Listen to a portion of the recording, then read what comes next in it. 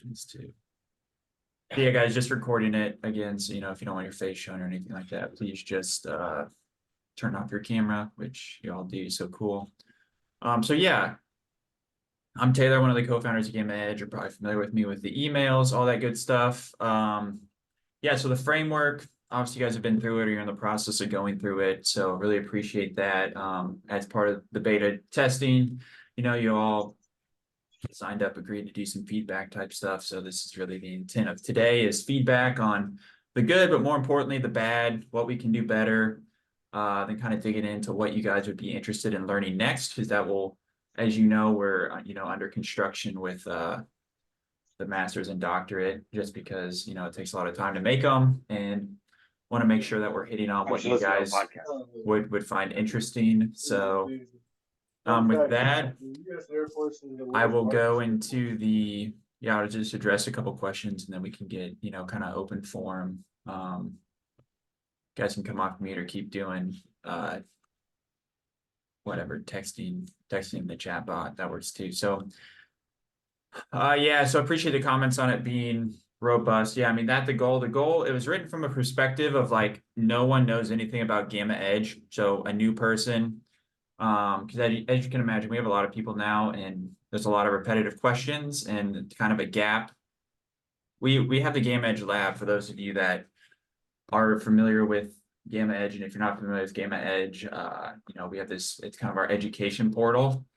But still, as a new person, it can still be overwhelming. So this, especially the bachelor's, is just a framework of how we kind of view the market, the core pillars, and then you know, sentiment, trend, and structure. And, you know, I feel like if you have a good idea of what those are, then you can, you know, start layering on the tools in addition to the tools that we hit on in the program, you know, the web app dashboard, the market trend model, all that good stuff. Then future tools you'll learn about, you know, if you get into the GammaEdge lab, that's going to make a lot more sense to you. Or, you know, as we continue to build out the master's, the doctorate, the extracurricular stuff where we go into the specific tools, hopefully you have a really solid foundation so you can kind of quickly see the applicability of those tools and whatnot, as opposed to, you know, just jumping right in and seeing these tools that have no idea what they mean. So with that, just a couple of the questions. Yeah, again, appreciate the feedback. I'll ask you guys for more critical feedback though, to the extent you want to. And then, yeah, in terms of interactive quizzes, so the thing we're struggling with right now is I don't want to have like a separate like platform, as in like School or Circle or Kajabi or something like that, because I really want everything to be like integrated in one, meaning like, you know, GammaEdge is on our Discord server, right? So if we're just having like separate like learning platforms per se, kind of, you know, doesn't encourage like as much discourse happening in the Discord. That's kind of why we have it in Notion right now, because it's the easiest way to spin something up to see if you guys would even be interested in it, you know, and then as I guess this gets more refined, then potentially we could move it into something like that. I know WAP, so WAP is who deals with all our Discord managements and like how you buy GammaEdge subscription. Like they have a course module itself, which I need to look into. Potentially it could be interactive stuff like that, but for now, Discord's at least just the easiest way to get the content up for you guys to quickly view and provide feedback and stuff like that. And then Amit, you were saying, if I duplicate the lessons and you guys update, will it flow through my copy? No, yeah. So you'll need to like go to the URL will update, but if you have like your own static version in your Notion, then you will need to update that.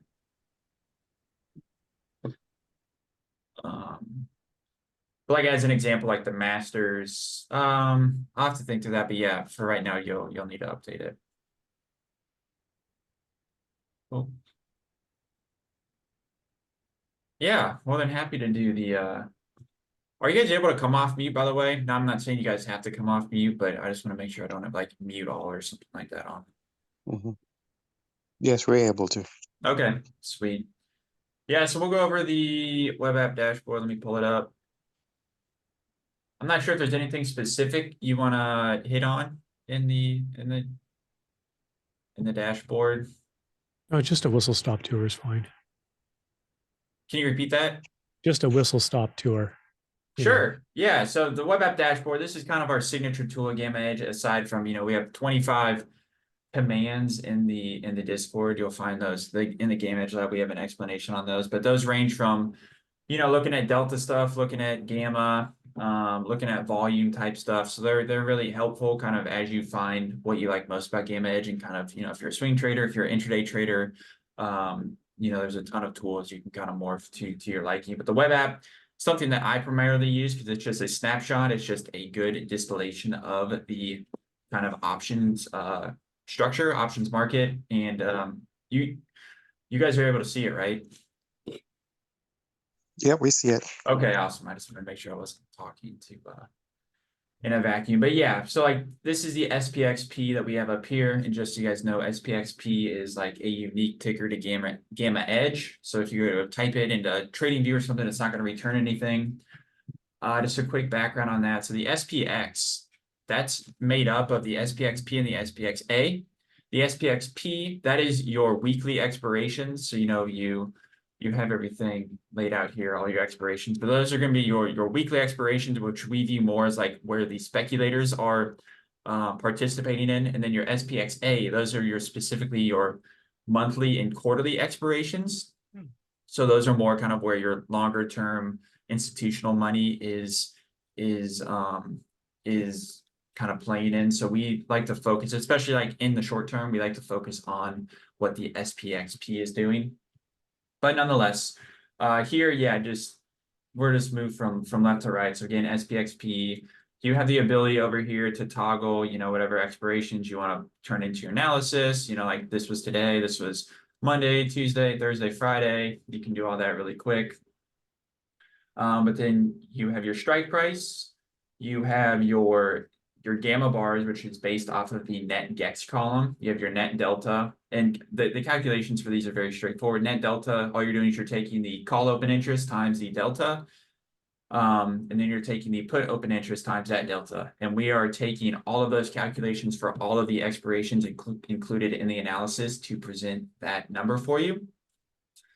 So again, same thing with gex, you're just combining the gamma there. Open interest is what it is. Net OI is just the net between the call and the put OI. And then this right one is percentage from spot price. So you saw me reference that like in lesson 3 or 4, just talking about risk to reward. That's what I was talking about is, your 4% or 0.4%, to P-trans, and your, 2% from plus gex, something like that. So that's just how I was doing the back of the napkin risk to reward there. Hitting over here, these are just other metrics. So, you got your like total gamma, total open interest, COTMP, COTMC. These are levels unique to GammaEdge. These are kind of more advanced topics that we'll get into in kind of the future classes. And then Taylor, sorry Yep. to interrupt. In one of the lessons, there was this yellow call out, which essentially said there is no change from yesterday. I was just curious that how can one say there's no change from yesterday? That portion wasn't clear. So yeah, if you can do me a favor and point exactly what you're talking about, I'm not okay. recalling somewhere where I say like there's no change from yesterday. Yeah, give me a second. I'll paste it in the chat after Yeah, finding it. yeah, for sure. Yeah, we can go through that. No change from yesterday. Yeah, I'm not sure what you're talking about, but yeah, we certainly can hit on it when you're done, when you find it. Yeah, and then here we just have expected move. This is just saying, okay, spot price is here, the bottom of the expected moves there, top of the expected moves there. This is just gamma condition. Again, is there more call or put gamma? And again, you can relate that to the gex ratio. So if gex ratio is 1 or higher, call dominated, 1 or lower, put dominated. Then we just have plus minus gex down here, net gex, which again, that informs your call dominated. And then you just have your pie chart here, which is showing you how much gamma is expiring by expiration that you have in your analysis.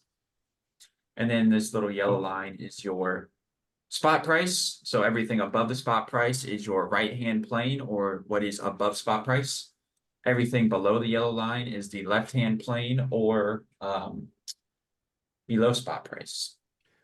What's the update frequency of the data, Taylor? Yes, so the dashboard is static in nature, meaning kind of it is what it is when you refresh. But if you refresh your browser, then this will all automatically update. I will tell you that the open interest updates once per day. That is at 7 a.m. when we get our pre-market updates.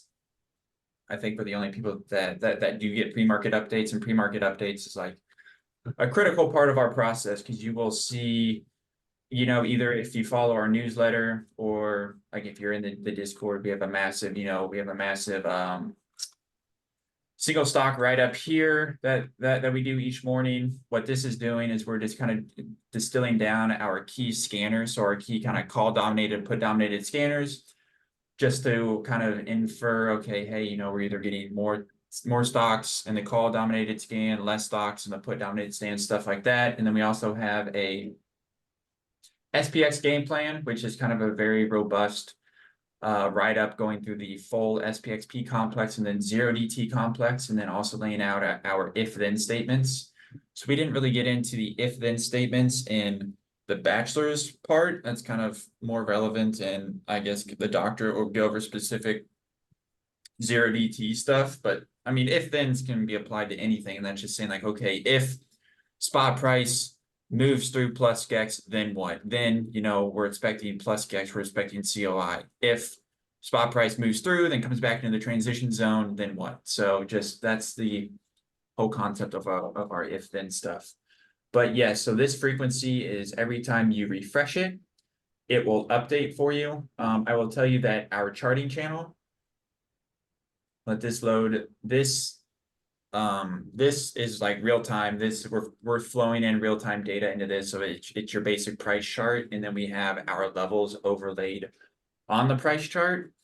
And then you have the option of overlaying either the full complex or the 0DT levels, and to the extent you want to look at this, you can.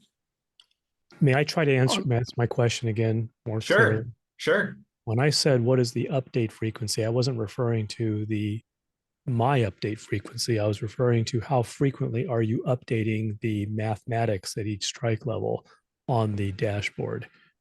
We are updating all of the greets in real time. We calculate all of our own greets. So every time you hit to refresh the data, we're doing all those calcs. You're using a real-time data feed, and your calculations are being constantly updated, and the currency of the view is predicated on the user's refresh of the browser. That is correct. So if somebody buys, let's say, No, we are not. Okay. We do not attempt to tag any kind of transactional data. So we are not saying, oh, that looks like a call was bought or a call was sold. We are not doing any of that.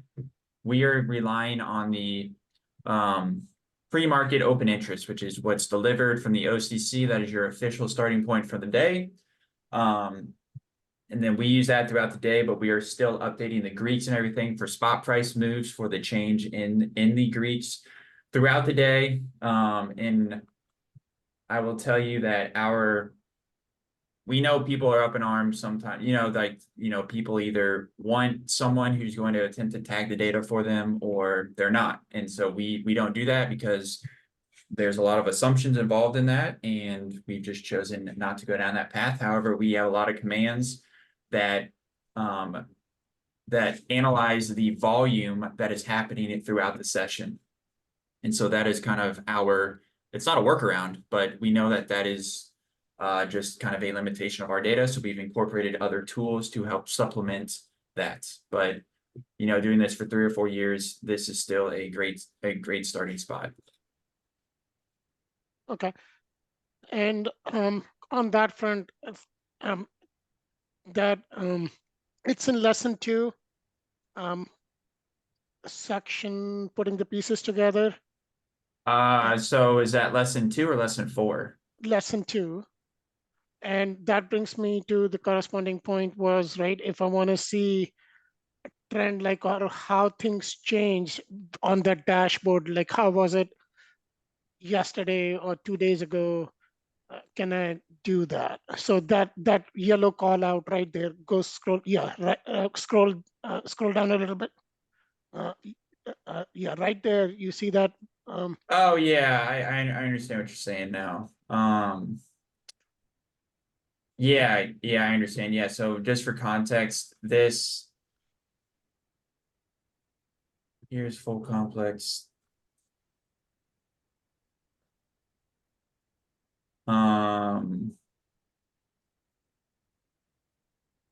Yeah, so this graphic shouldn't even be in the GammaEdge in the framework, to be honest with you. Just this, but nonetheless, your question. So this is taken from, like I said, in the pre-market, in the pre-market game plan. So that's like an annotation that myself or Paul would have made, because like I said, you know, we are posting all of these things every day. You know, we got our notebooks with all of our notes on it. So that is the reason that, you know, that specific annotation is there, because we're just noting, looking day over day from our screenshots yesterday that there was no change. Right now, we do not have a way.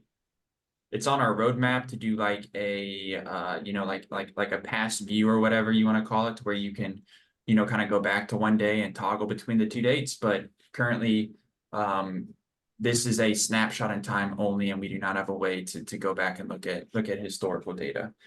But I will tell you that what you can do in the Discord, I know this is like not the most ideal way to do it, but it's as good as we can do now, is we have automated channels where we are automatically doing specific commands every 5 minutes.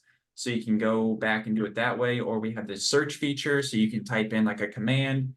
Like say you want to see this output that was done 2 days ago. So you would just type in the specific parameters for that command, and then Discord will basically give you a link to go back to that specific command, and you can view it that way. Okay. And if I may indulge me on this one, if I can go back to that frequency of update and what gets updated on the dashboard. And so let's say, for example, if somebody buys $1 million or million contract options at some strike point, right? That will change the delta and the net gamma and all those. So when we say it gets updated in real time, let's say somebody buys that at noon. So if I refresh, or if I go into dashboard at 1 p.m. in the afternoon, will that 1 million contracts, that updated GEX and delta, show up on the dashboard, or will it show up on the next day? That's where essentially I was asking also. Yeah, sure. Yeah, so in that specific example, that $1 million, you know, let's say they open, let's just say spots at 42.25. They open 1 million contracts at 54.70. That is not going to show up on the dashboard. If that remains open until tomorrow, then that will be reflected in the OCC data that gets sent to us. However, what I will tell you is, again, back to these volume commands, if we see that $1 million open, then you're going to see this call centroid like rocket way higher, because I'm just going to go on a side tangent here, give you guys a preview into like the doctorate or whatever. But what we do is we analyze this right here is a distillation of volume in 15-minute increments for the 0DT SPX. And so what you can do is you can drill in, like this is from 10:15 to 10:30. This is all of the put and the call activity. And what we do is, because we know it's like a lot to look at, like, what did I do? Like, we know it's a lot to like look at all this stuff, right? And so what we've done is we've developed this chart called vol-m. And what vol-m is doing is we are taking the centroids of the put and call for that 15-minute interval. And the centroid, it just means it is like the middle point or the mean. So looking at this, the centroid is probably like right in here, like 54.40, right? And the centroid down here is, I don't know, like 53.80. So those points are going to be plotted. And so as to your example, if we see $1 million, or, you know, 1 million contracts go up, then like that centroid is going to rocket higher to that. And so we are going to pick up on that kind of transaction that will kind of inform our intraday decisions. So you do kind of have to stitch a couple of things together to the extent you want to. But that's a really powerful way that we'll get in. Like that's the way that I like to use zero DT is pairing the trends of the call and put centroid intraday with the trend of the market trend model, because generally, you know, those align well to where if we're kind of getting, you know, calls are trending higher throughout the day, kind of infer that, you know, call speculators would be more active, higher in the option chains. And then, you know, ideally you see like the market trend model, the cumulative tick is trending higher, just more confirmation. And then ideally looking at our structure here, you know, we're above the transition zone, we're accelerating higher, and then, you know, plus GEX COI, the gamma profiles also constructed to the upside as well. Or I Do don't know folks how in the many- future ever consider making some of this data API accessible? Yeah, we are. Yes, in a future state, we will have an API. We're in the process right now of updating our architecture, our backend architecture, just to have, you know, a better database to allow for that sort of thing. So yes, that is in the works that we will eventually have. I do not have it. I don't have a timetable for that right now, but we will. That is on the roadmap Great. as a priority item. Thank you. All right, next, yes, Jordy, go ahead. I have a quick question. Yes, sir. Regarding the centroid plot. Can you hear me? Yes, sir. So I don't know how many of you are familiar with Traditix. I know that you offer access to their data through one of your subscriptions. Yeah, through the gold, you get OpenBB terminal and you get Traditix. So I've been playing with Traditix for a while now, and what is the difference between their market net flow chart and your centroid plot, or is it basically the same thing? They're tracking, I think they're tracking like market premium, perhaps. Maybe, I don't know. I haven't spent a ton of time going down exactly what it is. I think it has something to do with market premium. They may be attempting to tag, you know, if it's like, you know, open like long or short positions and, you know, what that does to the premium. But I don't know. I don't know if they make, you know, what they're doing, like if that's transparent or not either. I don't have a great answer for you. And sort of corollary to that question, do you find that these movements in the put and call volume are leading or lagging the price in general? I would tell you, go ahead. Yeah, I mean, the one thing that market net flow has is they have a divergence. So a divergence plot at the bottom, which is very useful. And you can see that sometimes the price diverges from what the net premium flow is doing. So it could be bullish, but the price is going down, and that alerts you that something is happening, and it has some predictive qualities. I'm just trying to understand what the real-time data, how you can use it in an actionable way. It's really the Yeah, I know. I understand what you're saying. I mean, like that, technically it's lagging data because we are reporting the volume when it happens and they're reporting those transactions when it happens. Like they're not predicting what those premium outlays are, and we're not predicting like what the volume's going to be. We're only reporting what is actually transacted and happened. So I would tell you that inherently it is lagging, but what I will also tell you is that it informs what could happen and like what your realm of possibilities and probabilities are. The reason I say that is, again, pairing it with our other tools. If we see, I wish it was easier to go back to a future date, but like if we see, you know, constantly just like the call and the put centroids trending higher, like today, you can loosely see that like the put centroid was trending higher throughout the day. The call centroid kind of trending higher, not really. What this kind of tells me is, okay, a ceiling on the market today is probably 54.30.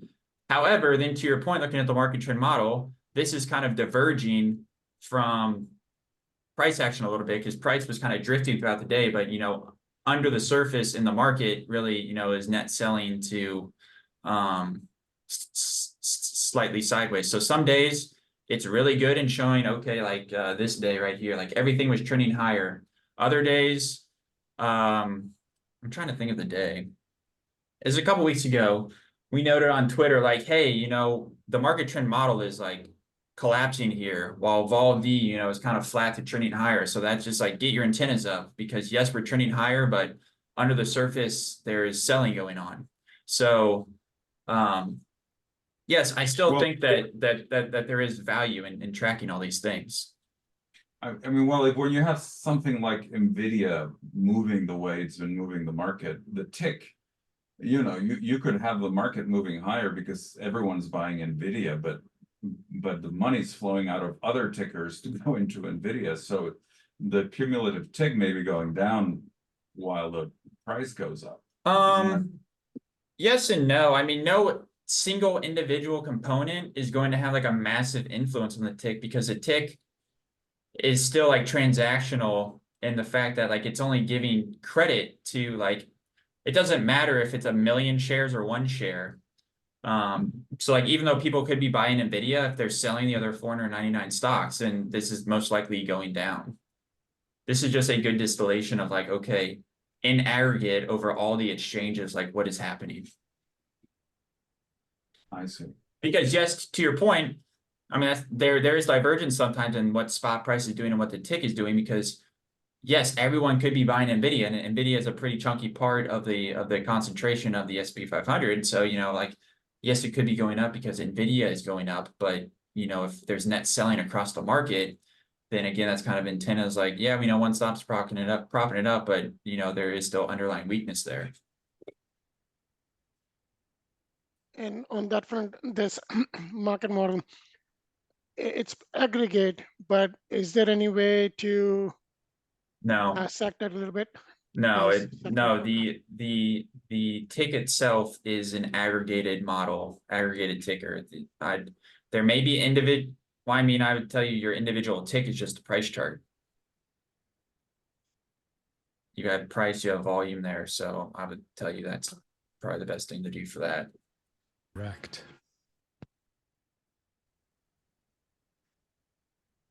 LJ, do you have a question? I see your hand is right. Yeah, I see your hand is right. Yes, yeah.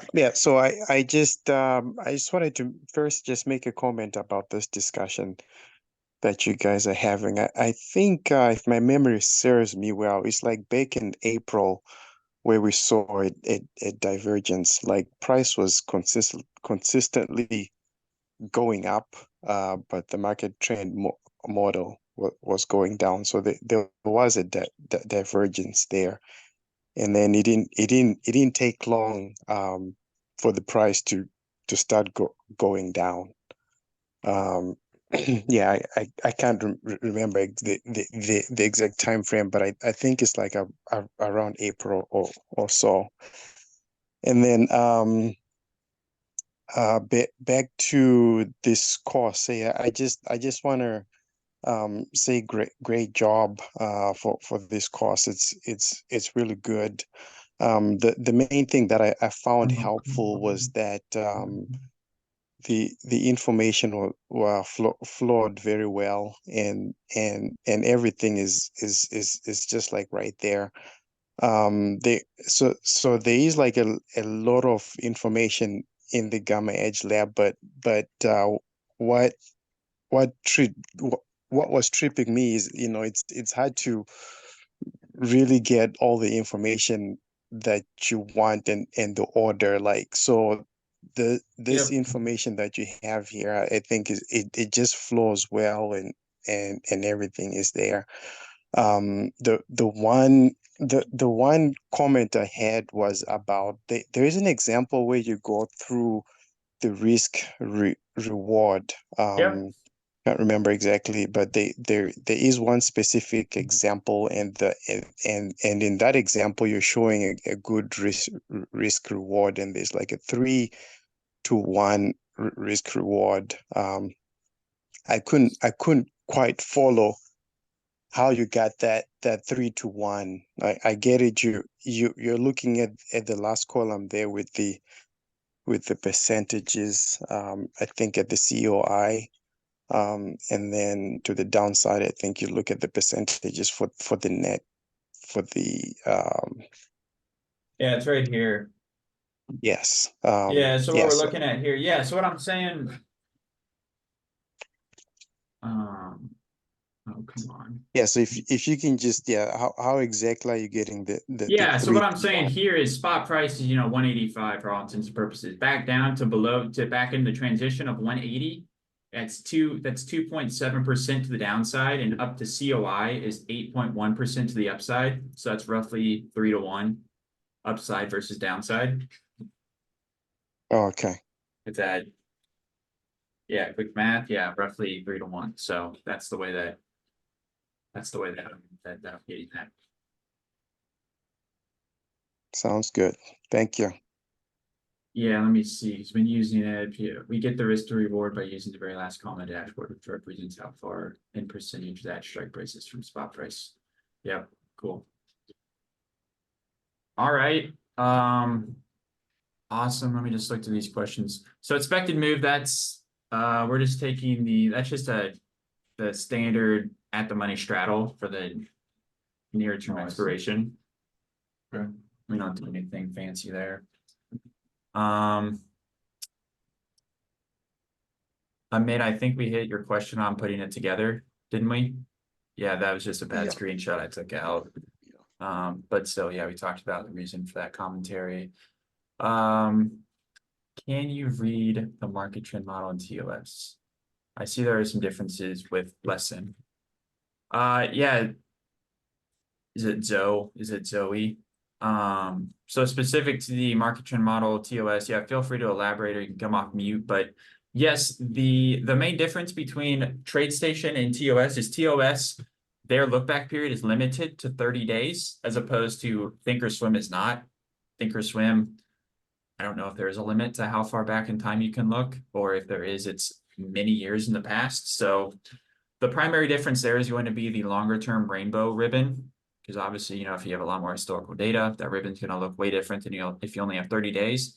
I will tell you that the cumulative tick in the white set of moving average ribbons is generally going to be consistent, because these are more nearer term things. Like, again, the cumulative tick is like the here and now. So that's going to be impacted more importantly by the last couple of days, as is the short-term moving average ribbon. But the longer-term moving average ribbon, no doubt, is going to have differences to it, and then the filter tick is going to be the same between the two of them, because that's, again, just measuring what is happening today.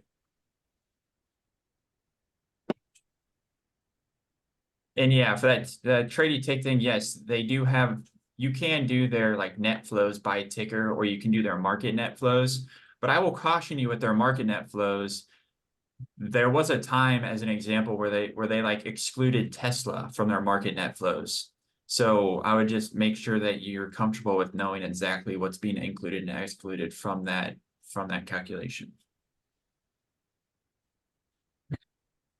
Yeah, it's all a little bit of a black box, isn't it? You're sort of. Yeah, it is. And that was not specific to trading ticks, but other service. So just like a background on GammaEdge, to the extent that you guys care. Paul and I met in just a random other Discord during COVID. It was, if you guys are familiar with Pan Slim, it's like William O'Neill, that kind of trading style. We met in there. Paul had this market trend model. I stumbled on this whole Gamma thing and other services and what they were doing. So I was like, Paul, I think there's something here maybe between like, pairing the market trend model, kind of what's happening, momentum of the market, and pairing it with this new Gamma thing, and kind of how people are positioned. I think that could be pretty powerful. So we spent all of 2020, a lot of 2021, like physically downloading the option chains from TradeStation into Excel, building out pivot table models of, we were basically creating this in Excel because everything that we do, like all of our outputs and stuff, starts in Excel. We want to make sure that there's actionability to it before we like spend the time to develop it and present it to members, because like if it's just theoretical trash and not actually like going to benefit us, then it's kind of a waste of time to do it. So yeah, that's how we built that out. And then yeah, to your point, we would be asking other services kind of how they're doing things, how they're calculating things, and they were unwilling to share things and stuff like that. And we're pretty transparent about the stuff that we do. Like obviously there's some proprietary calculations, but we at least explain like what it's doing and how we're arriving at it. Yes, we won't give you the exact calculation of how we're getting to it, but we're giving you the conceptual thing of what it is, of what it's doing. And if you wanted to go calculate it, you could probably get pretty close. So yeah, it's just kind of, and then we launched in 2021 is when we launched, and been going at it ever since. Are there any academic papers that address the issue of how much? I mean, this is obviously changing every day, and more people are trading options. So Yep, clearly, option flow is having more and more of an impact on the market. But for sure.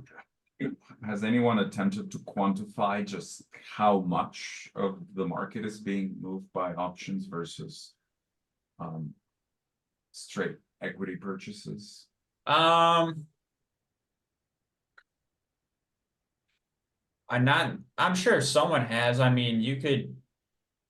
I mean, you. we're all assuming that it's the tail wagging the dog, right? I mean, Yeah, that's why exactly. Yeah, exactly. And I know you can't, like, I mean, if you wanted to, you guys see how many shares of SPX were traded today as opposed to how many options contracts were traded today. And I know that, people have been throwing around 60 to 70% of the, the SPX option volume is 0DT volume. So there's a ton of just options being traded, and of those options, a majority of that is being traded in the 0DT realm. So yeah, that's could potentially have a massive influence on price itself.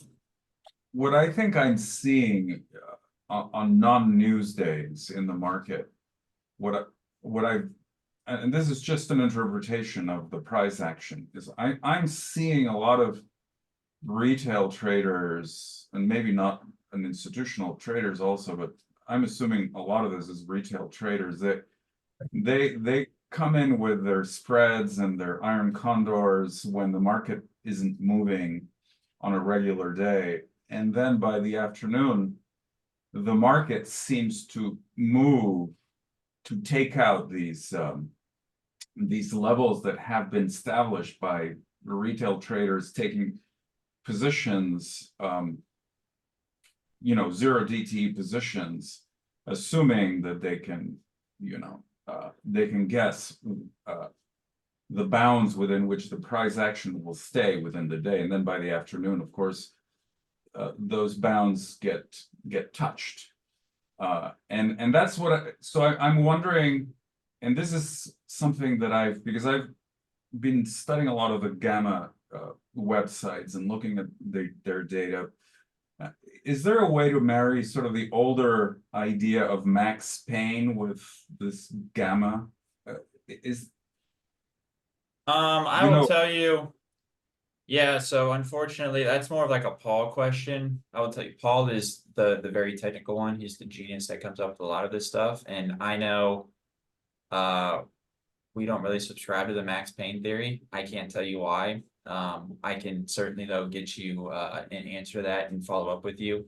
But just hitting on your other point, the vol M command does a very good job of kind of establishing the bounds for the day, because rarely do we ever see price trip one of our like bands, I guess you can call it, or lack for a better term. And yeah, there's certainly days where like it's super clear that it's just going to be a chop day, because those bands are just static throughout the day, meaning there's not a lot of activity above or below those levels. But then there is other days where, you know, we see a very good trending move higher. So yeah, to your points about that, yeah, this volume command's pretty good about seeing kind of what the activity intraday is doing.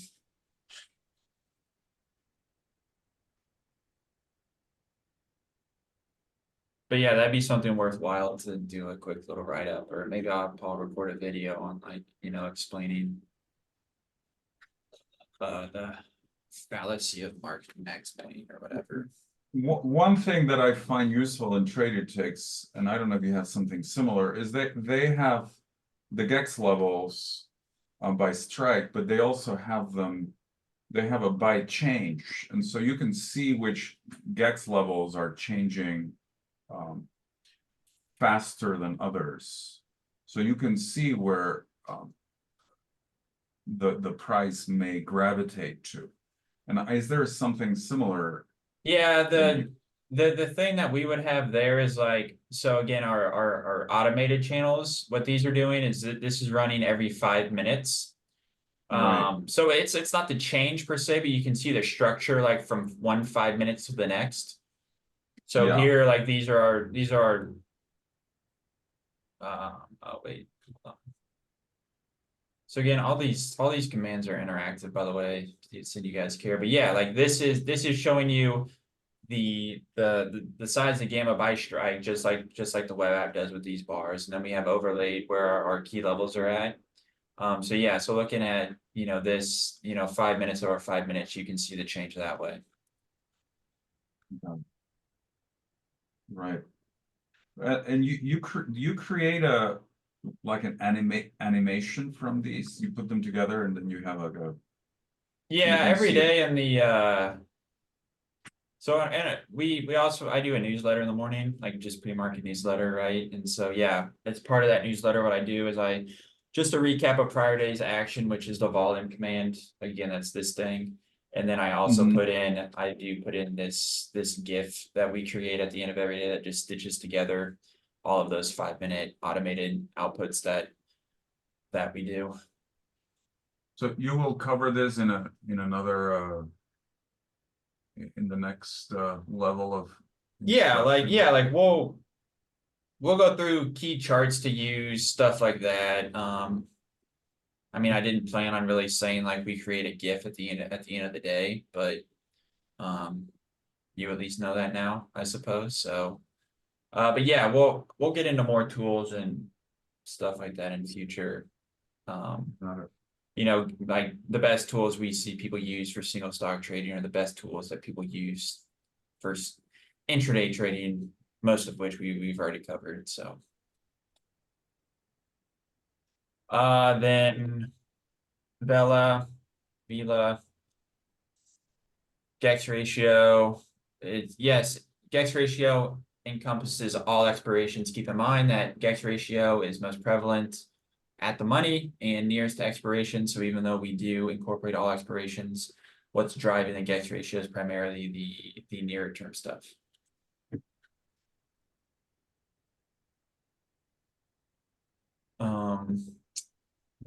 Is there a sense of oversold and overbought in the GEX ratio?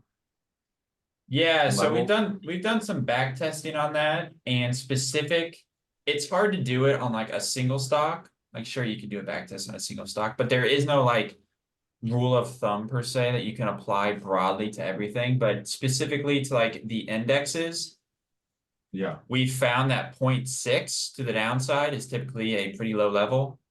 And then 1.2 to the upside is a pretty extreme level to the upside. And we also have, I put these in the newsletter as well every day, but we call this our market structure heat map.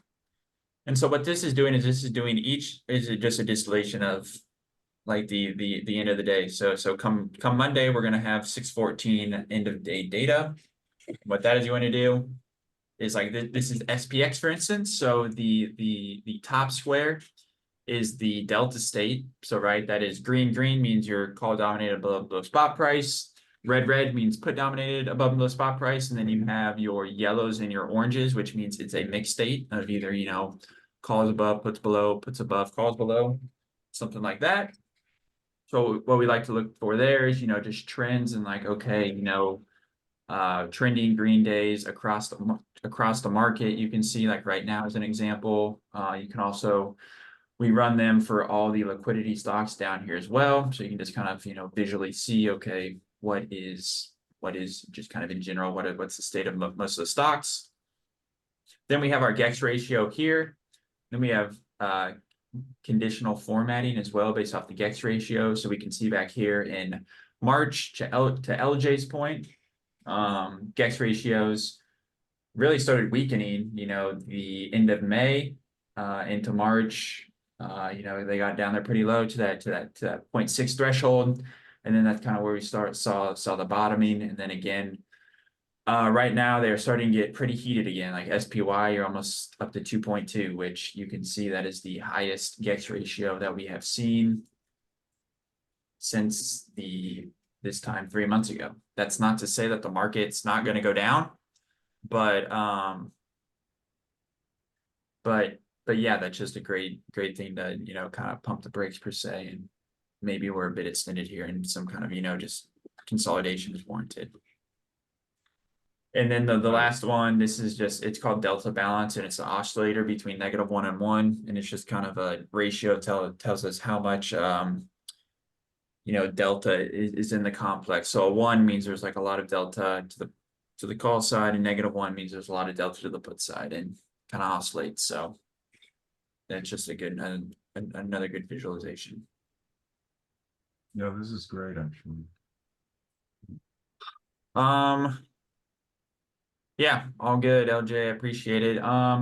Yeah, lastly, I didn't know if you guys had any other just final points, final follow-ups or anything like that. Anything you think that we missed, you wish you would have gotten more of, or if at the least, like if this is your first time with GammaEdge, I guess, are you at least more familiar with what we do, and it's kind of clear like what you'd be getting into if you just started, you know, diving down our kind of service per se? I mean, for me, I can definitely say yes.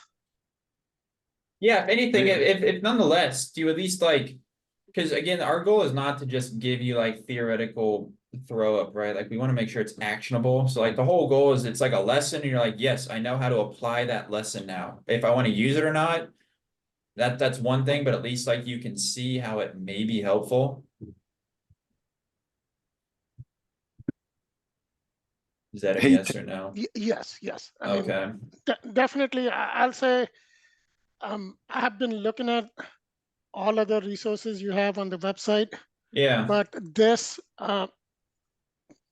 framework or these lessons, beginners module, it put everything together where I can say, yes, oh, I understand it now. I understand how things are being used, and potentially it can be useful. Prior to that, I wasn't able to say that. So Yeah, I mean, it's hard, right? It's hard on a website to like, yeah, like it's impossible on like a landing page to go into this amount of depth, right? But yeah, I mean, the whole goal is like, yeah, you sign up for GammaEdge, you get the framework, and hopefully it should get you up to speed.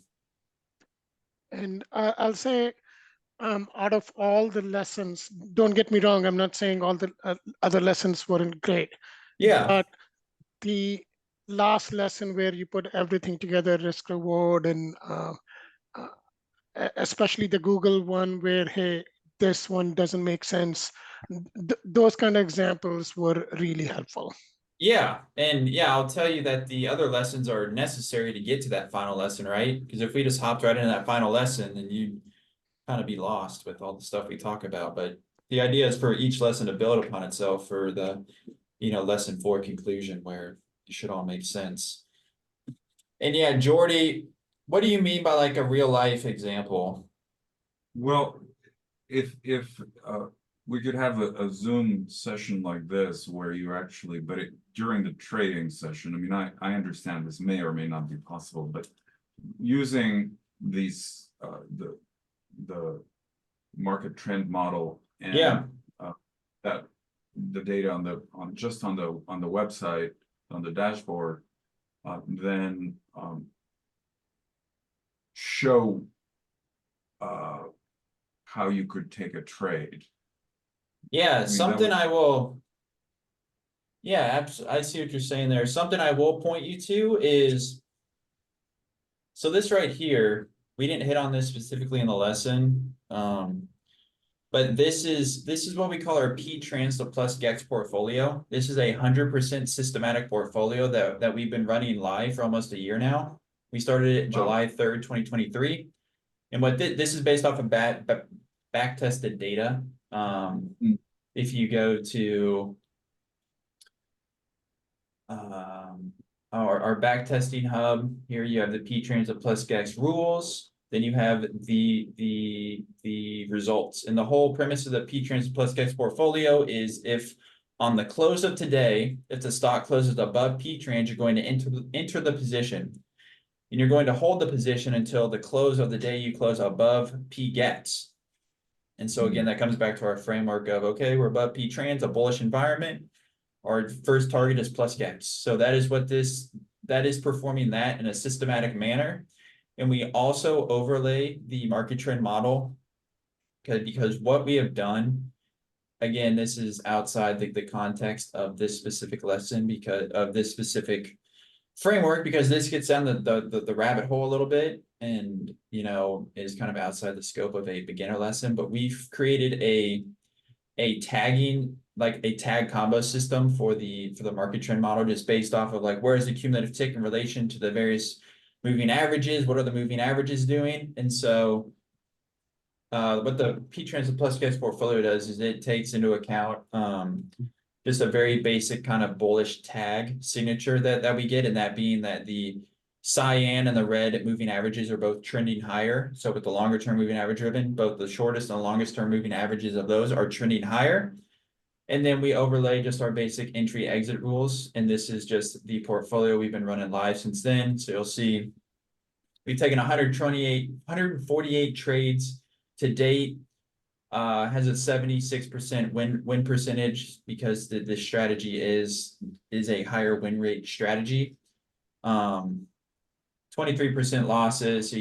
23% of the trades are losses, net 2.6% gain. So it has positive expectancy. And so this is, I know this is not exactly like your intraday trading per se, because that would be more discretionary in nature, but this at least proves out in a systematic way that yes, like P-Trans plus GEX is a profitable strategy.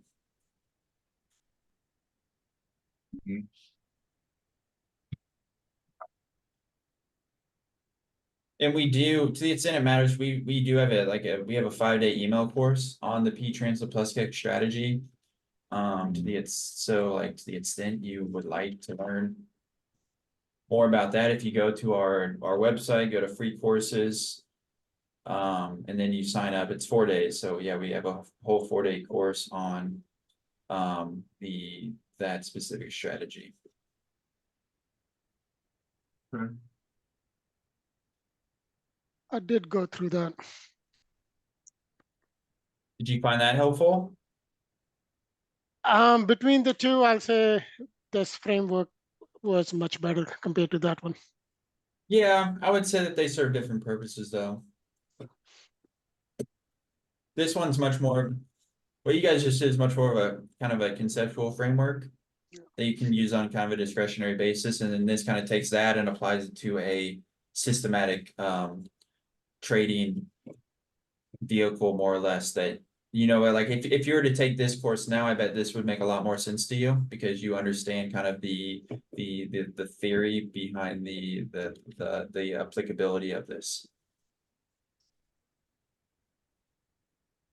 Would you agree or disagree with that? Let me take that course again and then I'll give you the answer. Okay, sure. Yeah, absolutely. All good. All right. Well, I appreciate you guys staying 30 minutes on over the time. Yeah, if there's any more feedback, please let me know. But yeah, I mean, to be honest, it's probably going to be a couple more weeks to maybe the end of June, we have one done, then in July, we do another one. They just take a little bit to write and to bang out. So, or if there's anything specifically that you guys like are desperate, dying to know, then I can certainly prioritize getting those lessons together for you guys. I don't know, would you guys have more of an interest in like, you guys more interested in learning some more like single stock stuff, like how to use the scans to find candidates? Are you more interested in just going straight to the 0DT stuff and how to use those tools? Or do you want, you know, stuff on other tools we have in the extracurriculars? Interested to hear. So uh, uh, theory is always good, but practical actual implementation makes a big difference.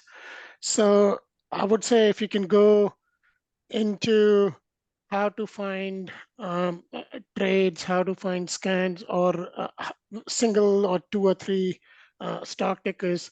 That way, going back to somebody's suggestion, right, we can see and apply what this we have learned so far and see if it makes sense, and then go into more extra details of refining the trade. That in Yeah. my Yeah, view. I mean, to be clear, everything we're doing is not going to be theory. It's all going to be like we have to do some theoretical stuff in the beginning, right? Just so you Yeah. conceptually get it, but then it's going to be like, okay, you guys do have the theory from the background. Now what we're going to do in the masters is we're going to say, okay, here's a call dominated, or here's a scan that looks for call dominated above and below spot price strikes, because we know from the bachelor section that is a good condition to see bullish continuation higher, right? So it's like, okay, now let's go look at those scans.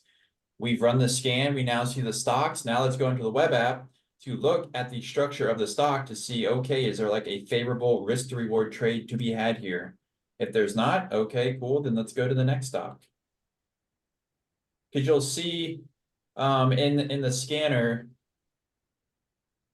like if we just type in Paul Del True real quick.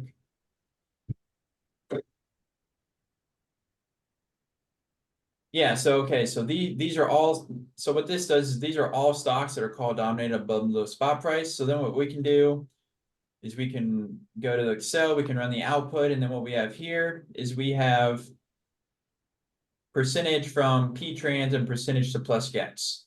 So again, we can do simple risk to reward things there, like Netflix as an example, we're 2% from P-trans and we're 4.5% from plus gets. So that's a 2-to-1 risk to reward there. So not bad. Ideally, you know, we'd rather it be very close to P-trans so we know if we're right or wrong quickly, rather than, you know, having to take 2% of heat to figure that out. But again, we would size our trades accordingly to, you know, how far we are from it. But again, that's just another quick way to do that kind of stuff. Let me ask you a question on that one, and that ties back to one of the lessons where stop gap, right, or way to cut your losses and everything else and close. In that other one, P-trans one, where we said essentially it's after the close. But if we are actually taking the trade and it's pretty much very, let's say, very close to P-trans, and it's going to go over and above, let's say, very close to it. Yeah. So are you still actually waiting till the close, or are you saying, hey, it dropped in real time, 1 minute, 2 minute, 5 minute? What's in reality for short-term trades or intraday trades? It's crossing wise. What's that? Yeah, so that's where we get into the discretionary versus systematic. The systematic portfolio, yes, we are only operating close to close. The reason for that is because we can only backtest, our backtesting data we can only do on closing data. So that's the reason that the portfolio is that way. However, yes, in a discretionary manner, you can, I call it like cheating in a way, to where like, yes, intraday, if you see the stock cross above P-trans, you don't need to wait for the close to enter it. You can certainly take that trade when it crosses the P-trans, because we see a lot of times on great trending days, we could see a intraday move from P-trans to plus GEX. So yeah, there's nothing to say that you have to operate in a systematic manner. You can certainly do this in a discretionary manner as well, just as you do with any other trades. If nonetheless, everything you learned here in GammaEdge can be overlaid on your existing trading. So as an example, if you just are a VWAP trader, then if you're taking longs, for a bounce off VWAP, ideally you have like confluence with P-trans. So you have P-trans and VWAP at the same level. So that's really good confluence for you to say, okay, this is probably a pretty good level to where I can size my risk against. And if we break through P-trans and VWAP, well, then my thesis is invalidated and I get out for a paper cut. And I know we are over, Yep. but if you have time, can we look at something? I just want to see how GammaEdge will show information and Sure. how Bill, BILL. So, and based on some other site, right? I won't go. For this week's expiration, it was, I'll say, call dominated, right? But for next week expiration and after that, it pretty much flips. So one And- thing I will tell you is, so it's a bad example to look right now because the market's done. And what we do is when the market's, like when the close of day, we get rid of the current day expiration. So you'll see here, Okay. like we don't have today's expiration anymore. We're on the next week. And we don't yet have that data for next week. The second thing I will tell you is there's only 64,000 contracts in this name, which to us, this is not a options driven name per se. So like, we don't think our tools are suited for this stock because options just aren't super meaningful here as opposed to an Apple that has 5 million contracts or Nvidia, which has like 30 million contracts. So those are much more prevalent to understanding what's happening under the hood in the options complex. Okay. So yeah, so I would tell you, yes, stocks like this are not, we're just not going to really look at them. And by the way that we view the market in the tools that we use. Okay, so what's that in general guideline? What's the open interest kind of thing? So I'll tell you two things. Generally, we use is like a couple 100,000 contracts. Generally is what we use as a rule of thumb. I will tell you too that we have developed a metric which we call like it's a dealer control metric where we're calculating. It's kind of a look back based off the number of shares traded relative to the amount of like open interest and volume that's being traded, which gives us kind of a rule of thumb of like, yes, this number is influenced by the options market, or no, this really isn't. So, so yeah, we're gonna be rolling that metric out. I don't know when, and it's a near-term item, but that will give you more of kind of like a concrete guideline. But yes, as right now, a rule of thumb we use is at least a couple 100,000 contracts is what we want to see. Okay, cool. And maybe No. that can be a good item to put in one of the lessons. Oh, 100%. Yep. So, because I don't have access to the Discord, is the Discord for paying members only? I'm not sure. Yes, that is correct. Okay. And you have a lot of content in the Discord, I see. Yeah, to the extent you're interested in, we have, the free newsletter, the GammaEdge community, if you want to learn more about that, Got it. like you can go to the website. But yes, there's a ton of stuff in our Discord. I will tell you that we use like a hub approach to the Discord, meaning, Got it. so you can see here like 0DT hub, single stock hub, market trend model hub, yada, yada, yada, web app hub. And then, because we offer everything, and then what you can do is you can go into the browse channels and you can select only the stuff that you want to see. So like me as an example, I don't have most of this stuff checked. What I do have checked though is like is things that I've then moved up to like my favorites. So that's just a lot of like the SPX 0DT stuff, the scanners. So you are able to customize in a way kind of what you're seeing in the Discord, because to your point, there's a lot of stuff. The majority of the stuff, probably 20% of the stuff you're gonna look at, 80% of the stuff you're not gonna look at, so you can hide that, so it's not so cluttery for you. Got it. All right. Thank you So- so much. Yeah, awesome. I appreciate it. Anything else? You guys have my email. Feel free to reach out anytime. And yeah, the last question I'm going to ask you guys is, so we are going to make this framework course a part of like the Gold plus the web app offering, or we would have it as just a standalone product, like if you just wanted to do bronze as an example. So last concept is like, would you tell a friend about this course and be like, yes, I would tell them that they should pay money to take this course? You want the answer now? Yeah. Would you recommend someone to take it? Because if you wouldn't, then I need to figure out how to make it better. You want the for the bachelors, because obviously we can't. Well, yeah, obviously you can't you obviously can't opine on the masters of the doctorate, but yes, like knowing what you know now about the bachelors, would it be worth your time to do it again? Would you tell your friend to do it? My feeling is that, and I'm being completely sincere and honest here, and That's what I want. You're not going to hurt my feelings, I promise. it is that I feel that there isn't, it's hard for me to be able to answer that until I've been able to test it and see if it works. Just Sure. I'll be very pragmatic. Yeah. I haven't been able to do that. It sounds very useful, Yep. but I can't tell yet because I haven't been able to test it. Got it. I on my guess own. said another way.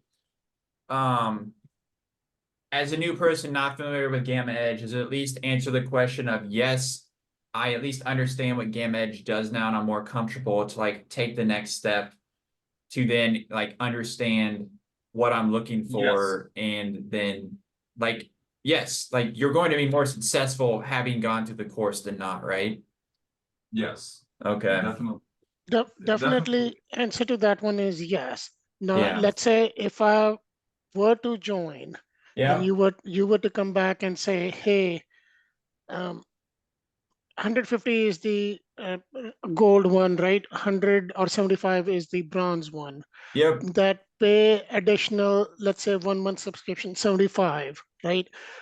Would I pay 75? No. Yep. Just for the bachelor one. But Yeah. if you made it that, hey, nominal 20, 25 bucks, then after going through it, I would say yes, because it would save tons of time that now I can focus. I understand the concept of it, how to work, that I can now focus on more on the execution side, because learning is good, but execution is the make or break in my viewpoint, right? So that way it will help. But Yeah. above all, hey, go through that course and take another 20 or 30 off your next month's subscription. At least just based on the bachelor one, I'll say, yeah, nominal fee or take something off. Yeah, I mean, I'm inclined, like, I feel every new person to GammaEdge needs to go through this course. So like, I want to make it available to everyone, because you're just going to be more successful having gone through the course, right, than not going through the course. So I almost make it as like a, not to be mean, but like if someone is struggling, my first question is going to be, have you gone through the GammaEdge framework? And if you haven't, well then I almost don't want to meet with you until you have gone through it, because that tells me that you haven't yet put the work in. Does that make sense? Absolutely. Yeah. That's yeah. I think Amit is right. I think if you charge a nominal fee for the course as part of the subscription, it saves so much time. It's definitely worth it. I mean, just Yeah, in exactly. it's such an overwhelming. I mean, the real risk to all of this is analysis paralysis. So, 100%. Yep. 100%. you know, and you can really go down the rabbit hole and never come out and actually trade. So, No kidding. Yeah. Yeah, I mean, you went to the Discord for the first time without going through this, and you're just like, what the hell? There's so much crap here. I have no idea where to start. So I'm most likely just going to close it down and forget about it. So, yeah, no, that makes complete sense. So I appreciate that. Guys, I need to head out, but I appreciate you taking the time. And yeah, we're going to have these the next 2 Fridays. So if there's anything else you want to talk about, we'll see you then. Or if not, you can always email me. So, and if you guys are interested in joining GammaEdge for, to try it out, we do offer you a 2-week trial. But if you use the code GE free month, then there you go. You guys have a free month. So that's just a thank you for, yeah, just put it and put it in the chat. So with that, you all have a great weekend. I appreciate the time a lot. So thank you. Thank Thank you. you. Much All right, see appreciated. y'all. Bye. Bye.